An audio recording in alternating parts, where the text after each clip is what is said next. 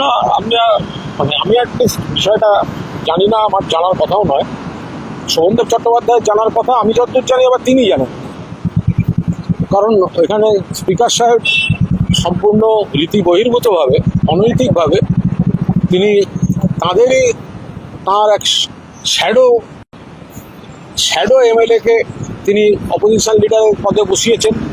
ফলে ওপাশেও শাসক দল আর এপাশেও স্পিকার সাহেবের পছন্দ করে দেওয়া লোক।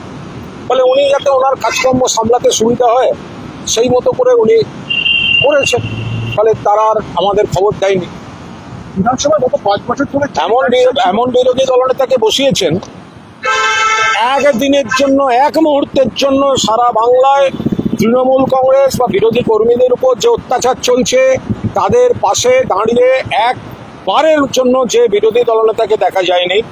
হকার উচ্ছেদ চলছে পুনর্বাসন ছাড়া, সেখানে এক মুহূর্তের জন্য যে বিরোধী দলনেতাকে দেখা যায়নি। এরমই তো একজন কাউকে বিরোধী দলনেতা চাইছিলেন স্পিকার সাহেব ওনার হাউস চালাতে সুবিধার জন্য।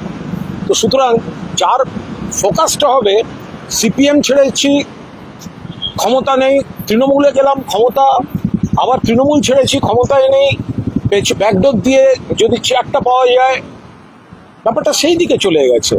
তার সঙ্গে তৃণমূল কর্মীদের আক্রমণে হলে পাশে দাঁড়ানো, থানায় যাওয়া, ফোন করা, অথবা হকার উচ্ছেদ বা এই ধরনের যেগুলো, সেগুলোতে তো এই বিরোধী দলনেতাকে পাওয়া যাবে না। অধিকাংশ বিরোধী বিধায়ক যারা রয়েছেন তারা অত্যন্ত মানসিক দ্বন্দ্বে আছেন, চাপে আছেন। কারণ তারা মূলত বিভিন্ন এলাকায় আমাদের নেতা কর্মীদের উপর যে পুলিশি একটা সমস্যা তৈরি হচ্ছে, বিনা কারণে মামলা, ভিত্তিহীন মামলা, হ্যারাসমেন্ট, গ্রেফতার, তারা আশা করছেন যে স্পিকারের পছন্দের লোককে যদি সঙ্গে থাকি তাহলে হয়তো এইসব পুলিশি ঝামেলা থেকে এলাকাটাকে মুক্ত করা যাবে। তারা অধিকাংশের বেশি তারা এইসব সিস্টেমে খুশি নন, তারা কষ্টে আছেন, তারা এলাকায় কর্মীদের মুখ দেখাতে পারছেন না। আমি তাদের আক্রমণ একটুও করছি না, আমি বলছি স্পিকার সাহেব ওনার হাউস চালাতে সুবিধার জন্য তিনি পছন্দ মতো একজনকে বসিয়েছেন। হুমায়ুন কবিরের বক্তব্যের দুটো পার্ট আছে।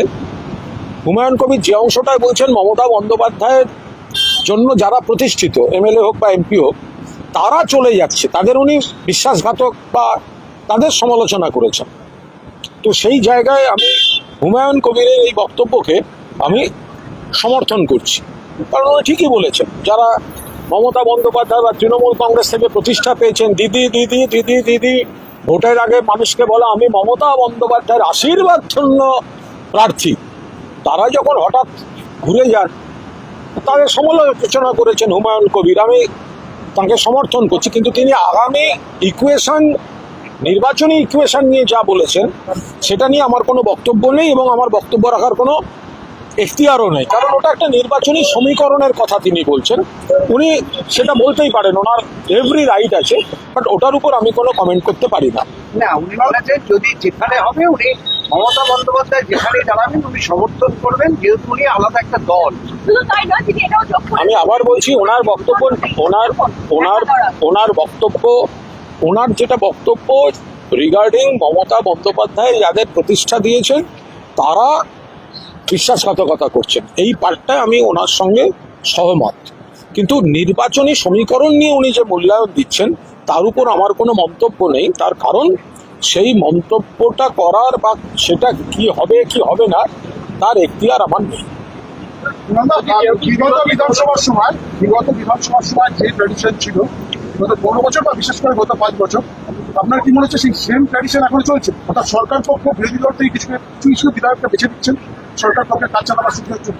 বিরোধী দলনেতা পদটাকেই তো স্পিকার সাহেব ওনার শ্যাডো হিসেবে বেছে দিয়েছেন, বিরোধী দলনেতার পদটাকেই। কারণ আমরা যেটুকু জেনেছি আইনজীবীদের সূত্রে, যে বিরোধী দলনেতার পদটার জন্য এই ভোটাভুটি সই এসবের বিষয় নেই। এটি যে দল পাচ্ছে, যাদের প্রতীকে যেটা, তাদের কম্পিটেন্ট অথরিটি তারা স্পিকারকে জানিয়ে দেবেন কে কোন পদে থাকছেন। তো তার বাইরে গিয়ে স্পিকার সাহেব পিক অ্যান্ড চুজ যদি করতে যান, সেটা আইনের সঙ্গে সঙ্গতিপূর্ণ কিনা সেটা এখন আদালতে বিচারাধীন। কিন্তু স্পিকার সাহেব তিনি তার পছন্দের লোক করতে চেয়েছেন বা তার শ্যাডো করতে চেয়েছেন, যাতে যাতে তার হাউস চালাতে সুবিধা হয়। ওই বাবুরাম সাপুরে কোথা যাস বাপুরে, যে ওই যে সাপ ছিল না, ওই সাপ জ্যান্ত গোটা দুই আনতো, যে করে না কো ঠুসঠাস, করে না কো ফোঁসফাস, এরকম সব ব্যাপার ছিল। হকার উচ্ছেদ নিয়ে বলবে না, তৃণমূল কর্মীদের বিরুদ্ধে ভিত্তিহীন মামলা, গ্রেফতার হলে বলবে না, এরকম একজন কাউকে ওনার বসালে ওনার সুবিধা হয়, হাউস চালাতে বসিয়েছেন। যেহেতু এই বিষয়টা নিয়ে আদালতে মামলা চলছে, আপনাদের দুই পক্ষ থেকে স্পিকারের উচিত ছিল দেখা। 100% উনি দুটো নাম পেয়েছেন, একটা পার্টি পাঠিয়েছে, আর একটি পার্টি পাঠিয়েছে নিয়ম মতো পাঠিয়েছে, আর আরেকটি পাঠিয়েছে কারা। প্রথম কথা, নিয়ম মতো দেখুন, নিয়ম মতো যেটা আমরা জানি, যদিও বিচারাধীন, নিয়ম মতো এই কজন বিধায়ক কোন দিকে বা সই, এগুলো ব্যাপারই নয়। ব্যাপার হচ্ছে যারা বিরোধী দলনেতা পাবেন তারা সেই পার্টি সিম্বলে যেটা সেই পার্টি, তার কম্পিটেন্ট হায়েস্ট অথরিটি যেটা লিখিতভাবে স্পিকারকে জানাবেন সেটাই। আর 2 নম্বর হচ্ছে, কোনো পার্টি থেকে এক্সপেলড কোনো মেম্বারকে সেই পার্টির লিডার করার এখতিয়ার স্পিকারের নেই। এটা হতে পারে না অপোজিশন লিডার, কারণ যাকে তিনি বসিয়েছেন হাউস চালাতে সুবিধার জন্য শ্যাডো, তিনি কিন্তু এক্সপেলড ফ্রম পার্টি। নমস্কার, আমি renal nutritionist Reshmi Roy Sharma, Nephrocare India, Chandannagar unit. Dialysis হওয়া মানে কিন্তু আপনাকে খাবার খেতে হবে। আপনি যদি না খান, একটা 4 ঘন্টার এপিসোডটা কিন্তু অনেকটা বেশি। সেটার জন্য আপনাকে শক্ত থাকতে হবে, এবং সেক্ষেত্রে আপনার যাতে ব্লাড প্রেশার কমে যাচ্ছে বা ব্লাড প্রেশার বেড়ে যাচ্ছে, এই ধরনের সমস্যাগুলো দেখা না যায়। আরেকটা জিনিসের ওপর নজর রাখতে হবে, সেটা হচ্ছে পটাশিয়াম কিন্তু আপনাকে কন্ট্রোল করতেই হবে, সেটা আপনি ডায়ালিসিস পেশেন্ট হোক কিংবা আপনি নন ডায়ালিসিস পেশেন্ট হোক। আরেকটা জিনিসে মাথায় রাখতে হবে, ডায়ালিসিস আপনি যেখান থেকে করাচ্ছেন সেখান থেকে আপনাদের সামহাও কিছু ফুডস দেয়, যেগুলো কিন্তু আপনাদের ডায়ালিসিস শেষ হয়ে যাওয়ার পর একটু রেস্ট করে ফুডটা ইনটেক করে তারপরেই আপনাকে বাড়ি যেতে হবে। নয়তো ডিউরিং ডায়ালিসিস প্রায় 18 to 20 গ্রাম প্রোটিন লস হয় আপনার বডিতে। এই লসটা কিন্তু আপনি যদি আরো খাবার না খেয়ে বা খাবারটাকে অ্যাভয়েড করে রেখে দেন, আপনার শরীরটাকে আরো বেশি ডিটোরিয়েট করতে পারে। সুতরাং যেই ফুডটা আপনারা পাচ্ছেন সেটা খেয়ে তারপরেই কিন্তু আপনারা ডায়ালিসিসের জায়গা থেকে বেরোবেন। এটা হচ্ছে যে আজকে উত্তরবঙ্গে গিয়েছিলেন মুখ্যমন্ত্রী, তিনি সেখানে গিয়ে বলেছেন যে উত্তরের যে ঋণ সেটা তারা শোধ করছেন এবং গত কয়েক বছর ধরে সেই কাজ সেটা শিথিল করেছেন। দেখুন, উত্তরবঙ্গে মাননীয় মুখ্যমন্ত্রী গেছেন, যেতেই পারেন, কিন্তু একটা জিনিস আমাদের সকলকে মনে রাখতে হবে, যে পাহাড় যখন অশান্ত ছিল, ডুয়ার্স যখন অশান্ত ছিল, সেখানে শান্তি ফিরিয়েছেন কিন্তু মমতা বন্দ্যোপাধ্যায়। যখন সিপিএম আমলের শেষ দিকে সিপিএম এর নেতামন্ত্রীরা পর্যন্ত পাহাড়ে উঠতে পারতেন না, নিত্য ধর্মঘট, অশান্তি, অগ্নিসংযোগ, বিক্ষোভ, সেই পরিস্থিতি থেকে মমতা বন্দ্যোপাধ্যায় অচলাবস্থা কাটিয়ে পাহাড়কে আবার স্বাভাবিক করেছেন, শান্ত করেছেন, পর্যটকদের আবার যাওয়ার মতো করেছেন, অর্থনীতি চালু করেছেন, লাগাতার বন্ধের কালচার বন্ধ করে দিয়েছেন, এবং সবচেয়ে বড় কথা, ডেমোক্রেটিক সেটআপ, সংসদীয় গণতন্ত্র, যে কেউ জিতবে যে কেউ হারবে, বাট একাধিক দল ভোটে অংশ নেবে, ভোটের মধ্যে দিয়ে ঠিক হবে পাহাড় কারা চালাবে, এই সিস্টেমটা কিন্তু পাহাড়ে প্রতিষ্ঠা করে দিয়েছেন মমতা বন্দ্যোপাধ্যায়। এটা ভুলে গেলে চলবে না। এবং সেখানে বিভিন্ন ধরনের উন্নয়নমূলক কাজকর্ম ইত্যাদি হয়েছে। ফলে এখন যিনিই যান, তিনি তো যেতেই পারেন, তিনি আজকের মুখ্যমন্ত্রী, কিন্তু সিপিএম জমানার অচলাবস্থা থেকে পাহাড়কে শান্ত করে স্বাভাবিক করেছেন, সেটা মমতা বন্দ্যোপাধ্যায় রেলমন্ত্রী হিসেবে এবং মুখ্যমন্ত্রী হিসেবে, এটা ভুলে গেলে চলবে না।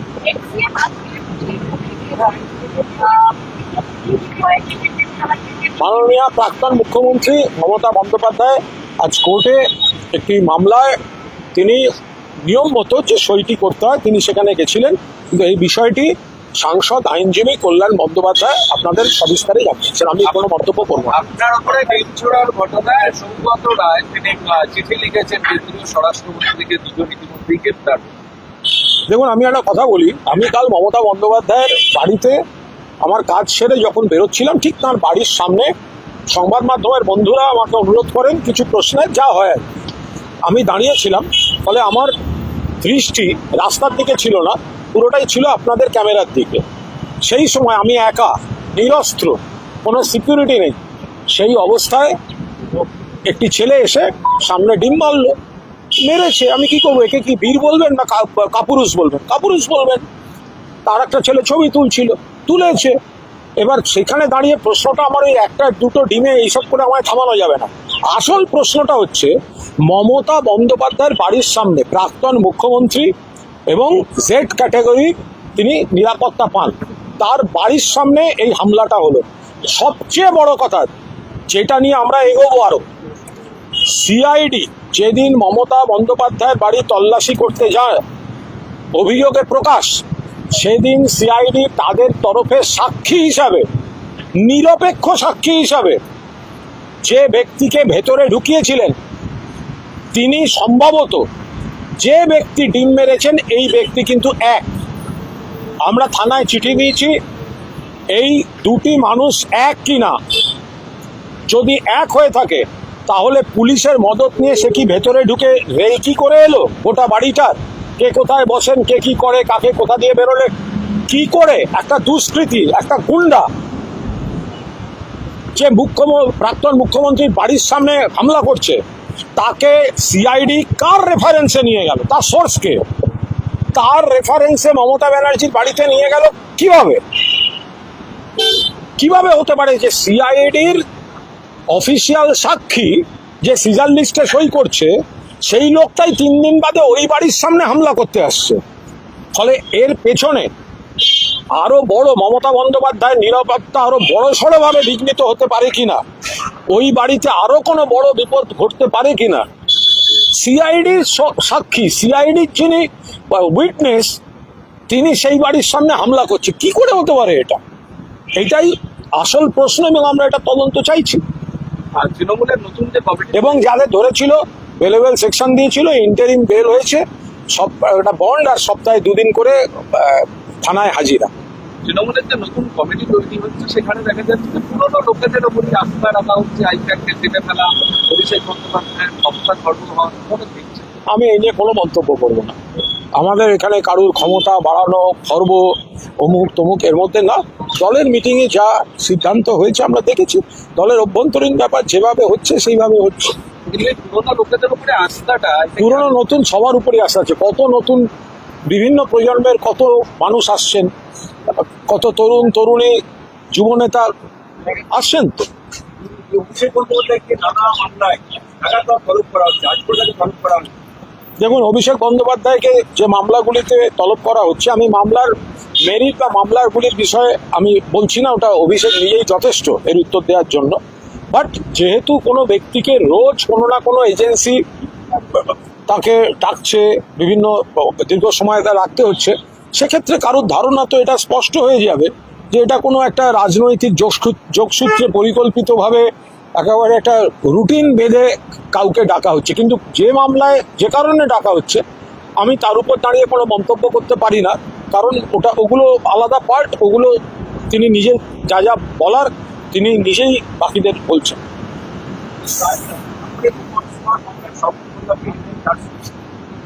তো এটা সম্পূর্ণ যাকে দিয়েছেন তিনি বুঝবেন, তার লয়াররা বুঝবেন। এটা যদি প্রতিহিংসার চার্জশিট হয় তাহলে সেটা কোর্টে প্রমাণ হয়ে যাবে, বাকি এটা আইনের বিষয়।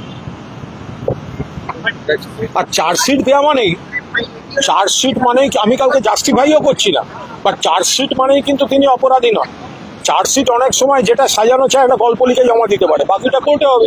Ma, there's this new Bengali matrimonial website, BABandhan.in. It's safe, verified, and just for us. Really? देर न करें, आज ही रजिस्टर करें।